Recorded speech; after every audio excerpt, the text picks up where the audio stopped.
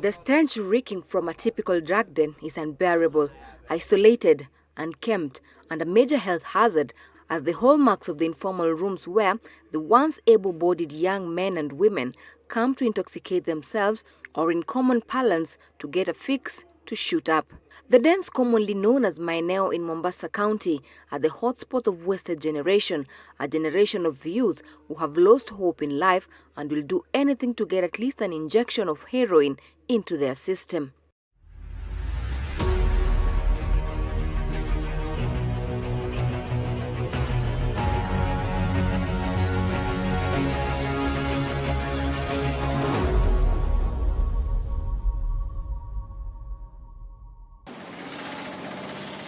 Mombasa is a coastal town in Kenya that prides itself internationally as the best tourist destination in the region.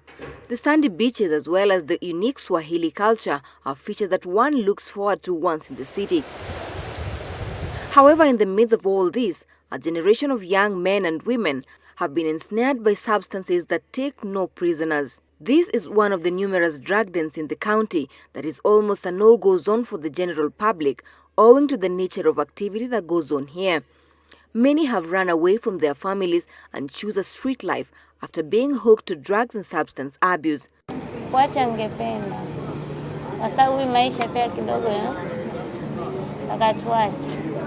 At 54 years, Heir Bilali Heir never thought he would be a drug addict, but due to peer pressure, he now lives in regret. Friends encourage him to indulge.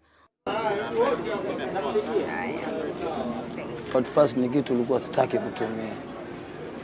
Nikajikata niko middle of this game, sikujua ilitokea vipi, yani mpaka nikajikuta kwenye uraibu wa unga. Stress, everything, nini. Ikanifanya mimi ndio niingie kwenye mazingira haya. Heir is not the only senior citizen on the streets.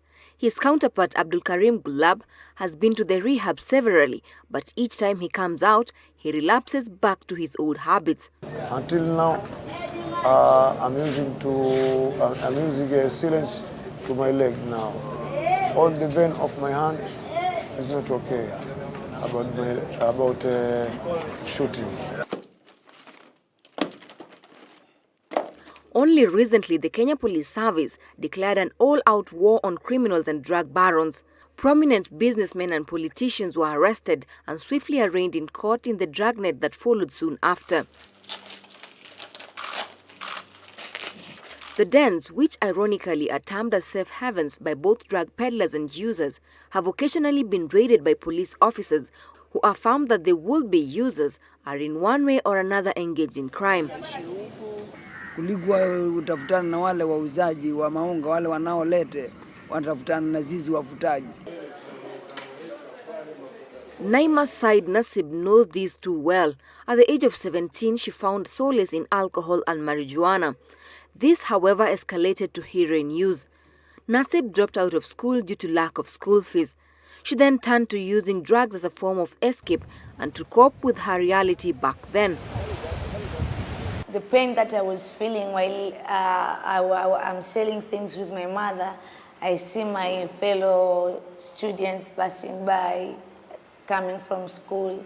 They are telling me what they did at school, which I know, if I was there, I could have caught it, you know. Maybe they could come and tell me, there was a competition, people won, you know.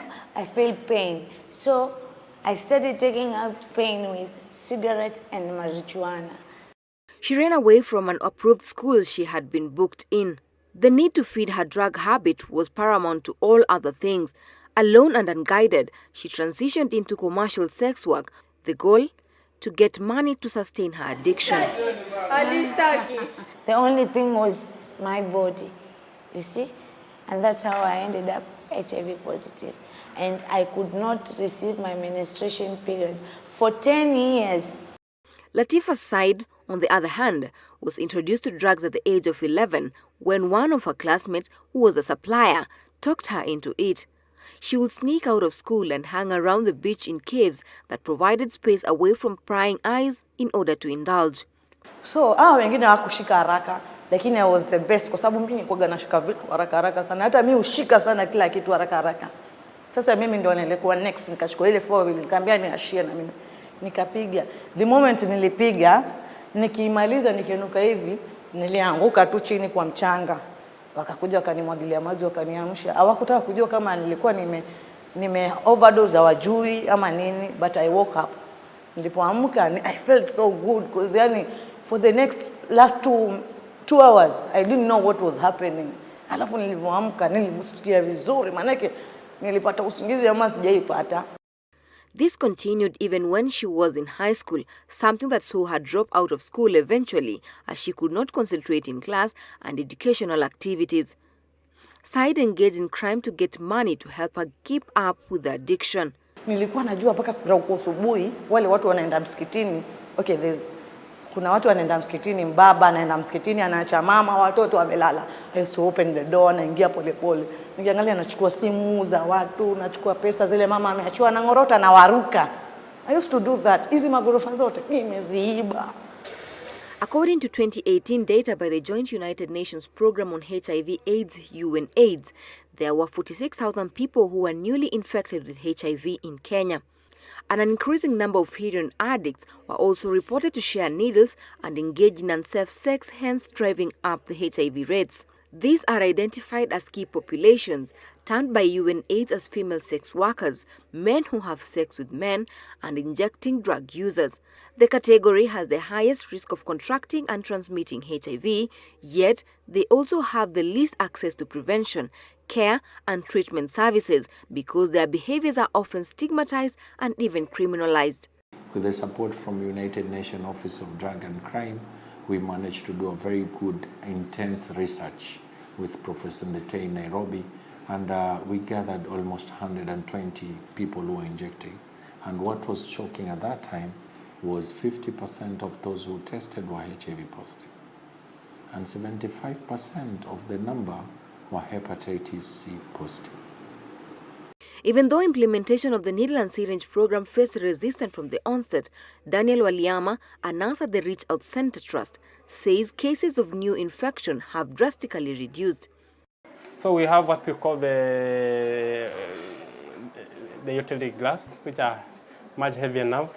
And then we have those cans that we use to collecting the syringes and the needles. Remember with that, we have lessened the likelihood of injuries emanating from the unsafe disposal. Not only the injuries. Remember, an injury, yes, can happen, but at the same point, you are likely to contract an infection from that very needle if it were not well collected or well disposed. 44-year-old Murad Swale is a field supervisor with RCT. He joined in 2013 and attests to the fact that many families have been broken, lives lost, with many grappling with regret. Swale is one of the lucky ones. He too was in the same position. So nilikuwa nikiambiwa, wewe tukupe mwezi mmoja tu utarudi. Ilikuwa ikinitia hofu. Lakini before sijatoka kwa rehab, nilikuwa nikifanya kitu kimoja. Nikiamka usiku watu wamelala, mimi naamka na swali nalia kwa Mungu wangu. Naomba Mungu wangu kwa hisani yako naomba unisaidie. Nimeteseka kwa miaka mingi sana. Nisaidie tu ili mimi nisiweze kurudia. Hiyo ndio iliweza kunipa mimi nguvu na moyo mpaka sasa kuweza kuwa clean. Swale's relationship with his family was strained and it has taken him 6 years to rebuild it. Nilikuwa sina raha, hata kuongea na yeye saa nyingine huwa nakasirika. Mara nyingine hata kufuatana naye njiani pia huwa nakataa, maana nasema wanitia aibu. Nimejaribu mara nyingi sana ili atoke kwenye mihadarati. Through the harm reduction program, the peer-led model has added immense value to the project, whereby a team of peer educators and outreach workers, having identified drug hotspots, are deployed to provide comprehensive HIV services. Na huwa nawaambia every shot you have to use a new needle na you don't have to share. Mimi I'm there to bring you this needle every day. Na you can see ziko 3 kwenye pakti. Kwa hivyo when you get 2 packets utatumia mchana mzima, si ndio? There will be 6. Wakishatumia wananiwekeaga mahali kama hapa, wananiwekea hapa used ones. Unasikia? So na mimi kuna yule ambao unajua uwezi client wote hawawezi kuweka hapa ndani. Sasa mi upitianga after kama washamaliza duty ya asubuhi. Sasa nikishamaliza kupeana health education, manake mimi nikienda maeneo stoki haraka, I have to give health education. Kwanza unieleze good practice, how they will shoot, siwa shoot kwa mshipa mmoja sana. Okay, no, I have to show them how they shoot themselves, nini. Niwaelezee vitu vingi, maybe how to use condom, nini, niwaelezee mambo mengi. After that it will take like 2 hours nikiwa pale maeneo. Kwa hivyo kama kuna wale wa kujidunga washajidunga. Kuna wale ambao hawalazimishi kufanya vile unavyotaka. Kuna yule atafikiria kuwekea, akisha leo ataweka kwenye box. Kuna yule anawacha pale pale. Unaelewa? Sasa this inanisaidiaga, ninashika shindano nikitia kwenye box. Hii ni bunduki yangu ya kushika na nimevaa gloves, na gloves zangu kila kitu huwa sishikangi na mkono. So we make sure we go to the field frequently to get the feedback from the beneficiary, from the community, and also engage time. In the evening we also, because we live within this locality, we also pass by and talk to them. It is now understood globally that in order to reduce the spread of HIV/AIDS to zero, key populations must be given priority attention in the national AIDS and STI control programs. NASCOP's recent mapping of key populations across Kenya show that they are too large to ignore, as there are 133,675 female sex workers, 13,019 men who have sex with men, and 18,327 people who inject drugs. All of them live and interact with the general population. Through Kenya's Global Fund HIV grant, Naima has managed to rebuild her life. The salon she runs has become a beacon of hope for many who knew her before now. For users and drug addicts, the Peer Educators and various programs meant to save them from the brink is offering hope to those caught in this dark web a day at a time. Dianarose, Switch TV for the Heroin Fix.